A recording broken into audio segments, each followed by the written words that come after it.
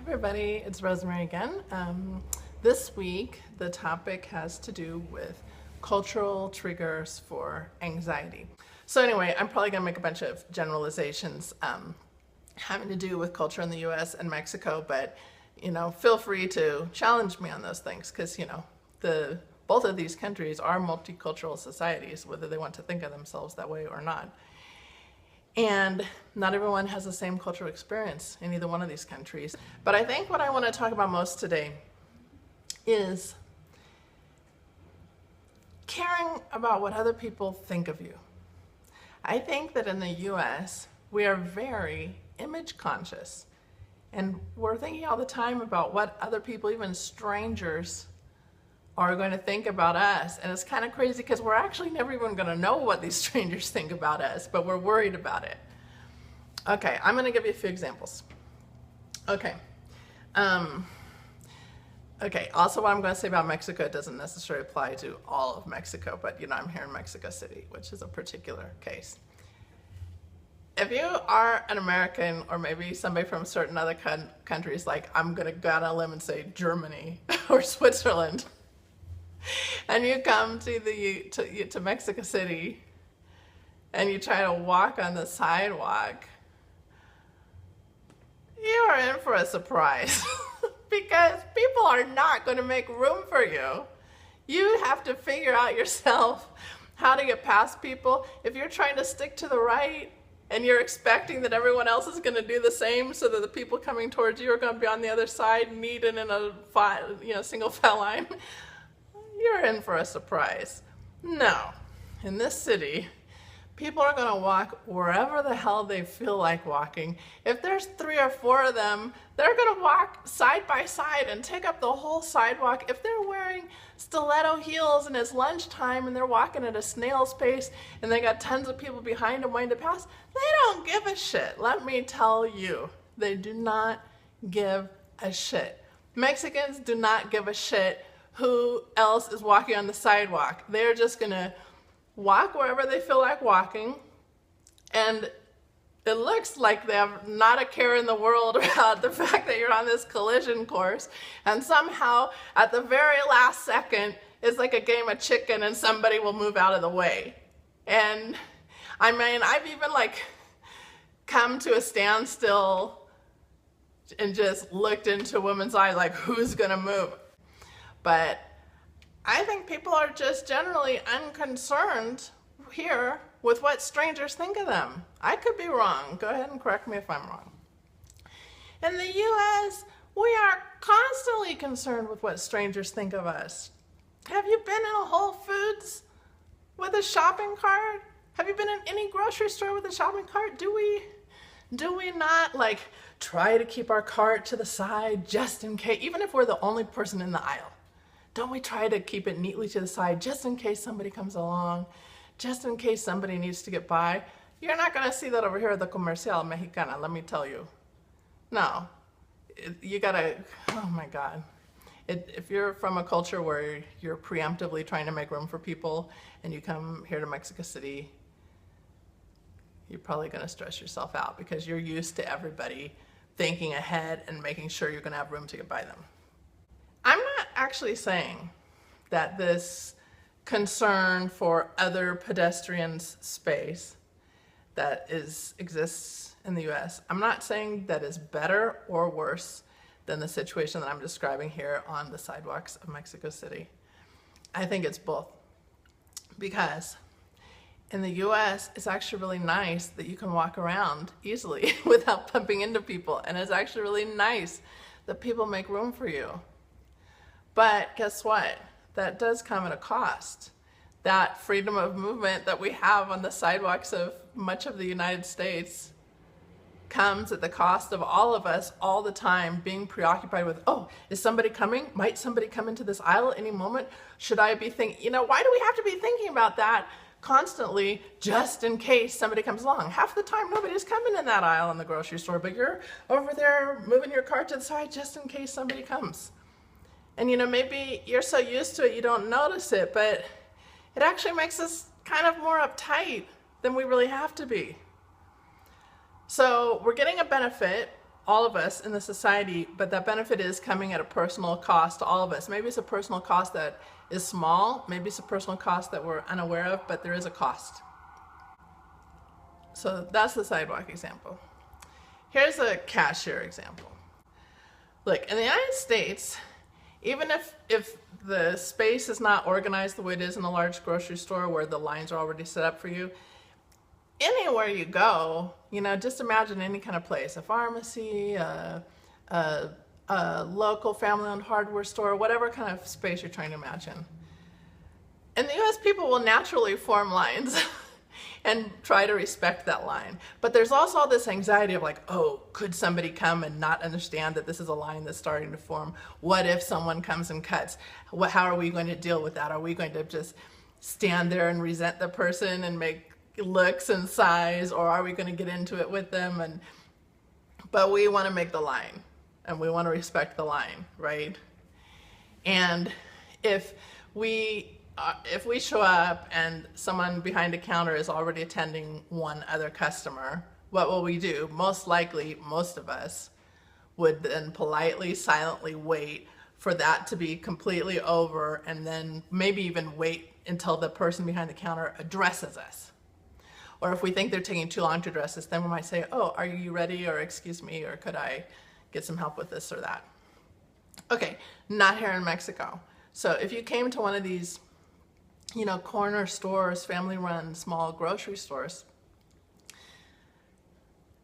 I came in the beginning and I would try to do the thing you do in the US where I politely, silently wait to be called on. And no, that will get you nowhere. And not only will it get you nowhere, 3 or 4 other people will come in from the street and just start talking to the person behind the counter while you're politely, silently waiting, and they will get served before you.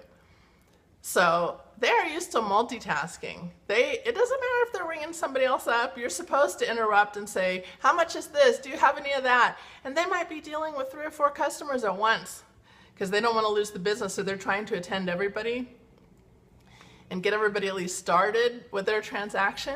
You have to be aggressive and you have to just say, hey, how much is the laundry detergent, or whatever it is. So there's different rules here. So, you know, you can also have reverse culture shock. If you're living out of your country for a while and then you go back into it, it's surprising the things you can forget or how you can get used to doing things another way. So usually I go to my house in California in the summer, and last summer I was there. It's kind of like an upscale community full of soccer moms and trophy wives. Are they actually any different? The trophy wives become soccer moms once they have kids, right? I don't know. I probably shouldn't be perpetuating these stereotypes, right? Anyway, there's a bunch of people I feel have swallowed a lot of Kool-Aid in this town that I have a home in. All right, so I went into a pharmacy, and it was one of these like oh my God. Here I go down stereotype lane. It was like one of these pharmacies that's like, it's like the Whole Foods of pharmacies that's trying to pass itself off as like alternative medicine and healthy plus the regular pharmacy stuff. And, you know, I'm sure the prices are more than everywhere else, and you can also buy French milled soaps and whatever nice things, right? Anyway, I shouldn't even be revealing that that's where I would shop. Anyway, I walked into this pharmacy and I, did my shopping. Actually, it was French milled soaps I was trying to get because I thought I could get them. I could find soaps there that I can't find here. So I was stocking up on, I was stocking up on some Pré de Provence. So I was ready to check out, and I walked up to near the cash register and stopped, waiting for the cashier to ask me to come forward. And another woman, a thin, blonde woman, like all the women in that town, she arrived like seconds after me. If you ask me, I did arrive first. But since she wasn't looking in my direction, she may not have noticed, and she thought, from her perception, we were arriving at the same time. And that made her visibly nervous because now how are we going to fairly deal with this situation? And then she said, almost in this like nervous voice to me, oh, I think we arrived at the same time. Should I go or would you like to go first? Or like, saying it like that, like she didn't know what to say.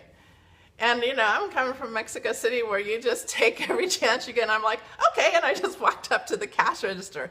And I thought I was doing the right thing because in my mind, I actually did get there first, even though it was only a few seconds before her. If she had arrived a few seconds before me, I probably would have let her go first. But from my perception, I did arrive first and she offered, so I took it. And I thought it was the right thing to do. But once I said, okay, and started walking to the cash register, I saw this like shocked, surprised look on her face, like she was not expecting me to say, okay. She was expecting me to then defer to her, and we were both going to be passive and just keep offering each other this privilege until she won out or something. And what really surprised me is that the cashier, who also was looking more in her direction than in my direction, and I think did not perceive that I had arrived first.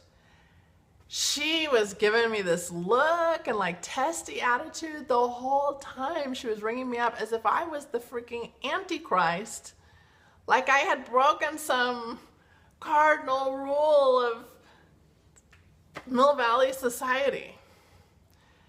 And I was just thinking, oh my God, like, we both have to be rung up.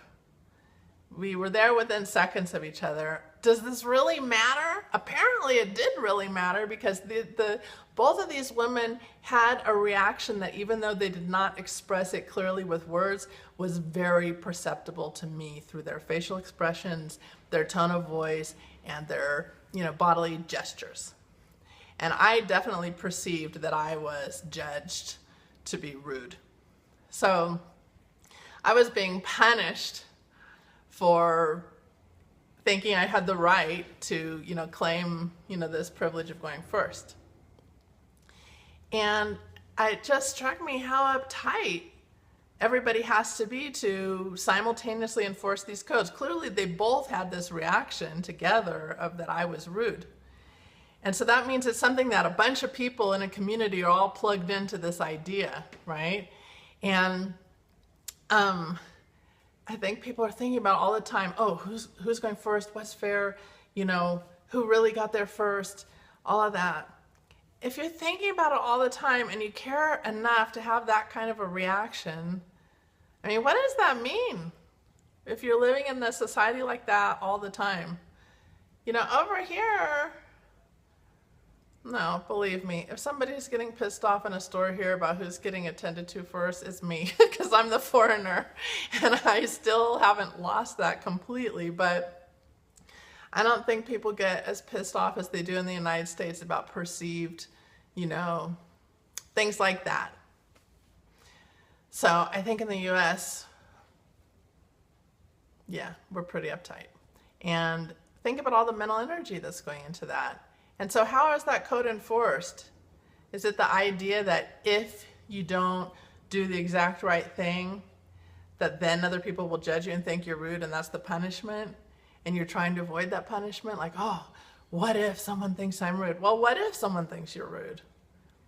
Is there actually going to be a bad consequence other than getting a dirty look? Are they actually going to do anything to you? We're worrying all the time, oh, but what if somebody thinks I'm this or that or the other? Well, then they think that. Are you actually going to be harmed in some way by that? But we feel like we are, right? Okay, let me give you another big one. I was born in 1971, so I would say that the US continues to be a country where there's a lot of racism. But during my lifetime, it came to pass that being racist, being perceived overtly as being racist, became a taboo. We are afraid of being called racist. And because of that, we actually do something that, under some definitions is racist by then treating people differently. Like, when I was a waitress in Sausalito, California, if I had, obviously waitresses live off of tips. So if you have somebody who doesn't tip, you're not going to be so happy with that. And, Europeans often wouldn't tip because they're coming from countries where you don't do that. And, maybe I would give these Europeans a little bit of an attitude. But there were also African Americans who came in from Marin City, this nearby African American community. And oftentimes they wouldn't tip me either, but I would never give them an attitude. I would always be like overly friendly, because I'm trying to prove to every single African American person I meet, like, I'm not one of the bad ones. I'm not a racist. Just so you know, let's be friends. And then put up with something that from somebody else would have pissed me off, you know, like not tipping me for my service. I would be like, oh, it's okay, I'm not going to get offended. Well, why should I be treating customers differently based on what they look like? That's also racist in a sense, no? Okay, so I grew up in Kansas City, Kansas. And so when I grew up, there were a few Latinos and a few Asians, but most of us were black and white. And I would say that all over the United States there's racial tension. It actually descends on you in the airport when you arrive. I went to school with African American kids from 3rd grade on. And during high school, actually, like, probably the people I was closest to were African Americans. And all the first guys I dated in scare quotes, because if you read this book that I'm trying to promote, you're gonna see it wasn't exactly dating.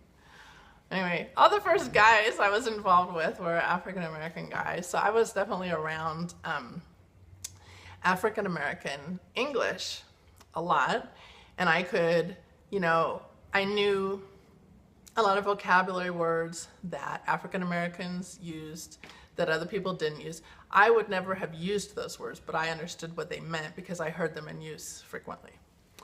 And, you know, today I'm a linguist, and I would tell you, in my professional opinion, that the dialect of English that is spoken by many African Americans, especially when they're hanging out with other African Americans, is really rich grammatically, has a fascinating history, and I would say that what we call in linguistics the aspectual system, for grammatically indicating nuances on verbs, is richer than standard American English.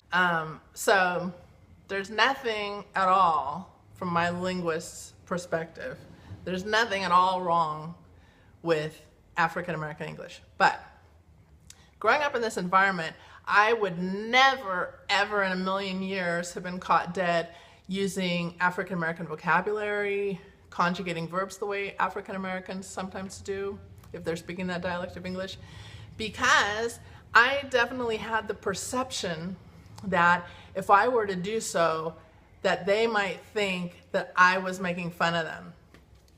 And it's kind of crazy in a way, except for it's like a craziness that a lot of us have. So, okay, African Americans are victims of racism. They're discriminated against. They're stigmatized in the society. A lot of white people are racist. And so if I were to use their version of English, in my mind at that time, oh, they might think I'm making fun of them, because when would a white person normally use African American English? Probably just to mock African Americans and taunt them in this racist way. And I don't want to take the risk that I would be seen as racist, so I'm not going to cross that line. I don't have the right to use that type of English. And then you see all these people like Iggy Azalea come along that they feel like they can use it as much as they want, and you're like, oh my God, where did they come from? Well, they came from Australia, but other people, probably Kesha does this too, right? Well, everybody does it now. It's like it's part of the style. If you want to do hip hop, you kind of have to incorporate elements of African American English, right? But for me, this was shocking when I first saw non-African American artists using African American English. Well, and anyway, that's a bigger topic, but this is where I'm going with this. My aunt, who's lived in Kansas City all her life, she has like a timeshare in Cancun. So maybe she goes on vacation to Cancun once a year, right? So one time she was telling this story that's supposed to be really funny about she and her partner would go always to Cancun, and then this one time, like this was billed as this really funny story. Oh, wait till you hear what Kathy said in Cancun. Well, the story was they were in a taxi after some, touristic outing. They're on the way back to the airport, and my other aunt, my aunt's partner, says something like, Hotel El Flamingo, por favor, or something like that. And that's actually the punchline of the story. Like, my aunt cracks up every time she tells this, and she just thinks it's so funny. What's funny? The thing that's funny is that Kathy tried to speak Spanish by saying por favor, and tried to speak Spanish by pronouncing the name of the hotel in a way that was not just English. And actually then my aunt even said to her, like elbowed her, and said, don't do that. They're going to think you're making fun of them. Okay, I am someone who, I travel a fair bit. I think I've been to like 14 countries or something. I live outside the United States most of the time these days. And I would tell you that the right thing to do when you're in another country is to at least try to learn a little bit of their language. How do you say please and thank you or something? And if you can, try. Even if you can't speak that language fluently, at least make an effort. That would be the polite thing to do. All these Americans who go around the world and expect everyone to speak English and cater to them in their own language are perceived as rude and arrogant and kind of racist. So my Aunt Kathy was actually doing the right thing by trying to speak Spanish. But my aunt's reaction to that is very telling. She said, don't do that. They're going to think you're making fun of them. Now, why on earth would she think that? She's in Mexico where they do speak Spanish. Why would it be considered making fun of someone to speak to them in their own language when you're in their own country? Well, the only explanation I have for this is that, like me, she's from Kansas City. And in Kansas City, the main other way of speaking is speaking African American English. And African American English is spoken by people who are stigmatized in their own society because of racism. And she grew up with the same idea I did, that the whole environment is so racially charged that if you try and speak the variety of this other group that you don't belong to, you might be perceived as being racist, and so you better not speak it. So she's taken that concept and actually extended it to a whole other language, Spanish, because she probably perceives, in her American environment, she probably perceives Mexicans or Latinos as a racially stigmatized group of people who suffer discrimination and speak in a different way. And so now Spanish, this whole other language, has gotten categorized the same way as African American English, another variety of her language. So she thinks, well, if I'm not supposed to speak African American English, I'm probably not supposed to speak Spanish either, and they're going to think I'm making fun of them if I try and speak Spanish, which is actually the opposite. Okay, what does this tell you? I think this tells you that we, people of the United States, or at least a lot of us, spend a hell of a lot of time worrying about what someone else's reaction is going to be. What if this person thinks I'm racist? What if this person thinks I'm trying to cut in front of them in line? What if this person thinks I'm being rude on the sidewalk or in the grocery store if I don't leave enough room for them to pass? We're a little too uptight. And I think all this worrying about what other people think of us creates a lot of anxiety. And this stuff is happening all the freaking time. You can't go to the grocery store, you can't go to the pharmacy, you can't get in a taxi without thinking about what somebody else is going to think of you. Who cares what the other person thinks of you? You don't even know what the other person is thinking of you. My aunt's over there thinking the taxi driver will think she's a racist. Well, I live in this country, Mexico, and I think if I even want to go out on a limb and predict what he was thinking, well, it would not be that. It would not be that. It would not be that she was racist for trying to speak Spanish. That would be the last thing that he would have thought. So guess what? When you try to predict what other people think, you're going to be wrong anyway. and we're asking ourselves all these what if questions. What if questions are the hallmark of anxiety. What if they think I'm racist? What if they think I'm rude? What if, what if, what if? What if? Is there an actual consequence? Are you going to become best friends with this person? The stranger on the sidewalk? Are you going to invite them home for dinner? Does it matter? We care so freaking much what other people think, and that generates anxiety. Okay, that's my diatribe for today. Tune in next week. Please subscribe to my channel, like this video, do something to help me convince the world I'm popular, and one day I'll get this book published. Okay, so I don't know what I'll talk to you about next week, but it'll be something interesting. So tune in again then, and in the meantime, have a nice week.